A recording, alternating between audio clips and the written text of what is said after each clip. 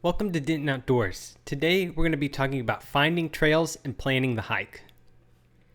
There are a ton of resources that you can use to help plan a hike. I'm going to take you through each resource I use and how it helps me get out on the trail.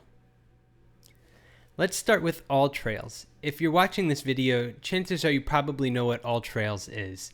It's one of my first or second stops when I want to start planning a hike. A couple of my favorite features in AllTrails is the filter, where I can see hikes that are specific mileage or specific difficulty, and I also really like the comments section in AllTrails, where I can see current conditions and what people think about the trail. As simple as it is, I also like to use Google Maps in my planning process to figure out how long it's going to take me to get to the trailhead from my house. I also like to use Google Maps in a bit of a different way. I like to put my map on satellite mode, and if I'm looking for a new trail to hike, I might look for a specific green space, like this green space in Arkansas, and I can zoom in there and see if there's new areas, new parks, new forests that I have not hiked in before.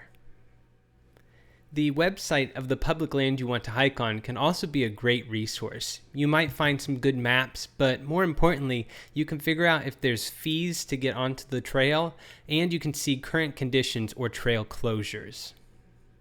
When I get deeper into the planning process, I like to use Gaia. Gaia is basically a really detailed topographical map. I can use it to see different elevation change, see trails that might intersect, or different features along the way. I also like that I can download a map from Gaia and use it to study or navigate. I always make sure to check at least 2 different weather apps before I go out on a hike. That way I have a good idea of what the weather's going to be like. If I'm going hiking up a mountain, I like to use the website Mountain Forecast to see what the weather conditions might be. After I've gotten all my information from these websites, I like to make a timeline of my hike. All of this is based on the weather, the elevation, the mileage, the water, the wildlife. There's so much that goes into making my timeline, but I like to make a timeline to share with other people in case something does go wrong. Now, sometimes it might be difficult to make a timeline if you're not sure how elevation or mileage might affect you, but the more you hike, the more you'll start to figure out how long it takes you to do specific mileage and elevation. There's a lot of different resources that can help you plan a hike. If you use different resources, let me know in the comments below. Thanks for watching this video, and I'll see you on the next adventure.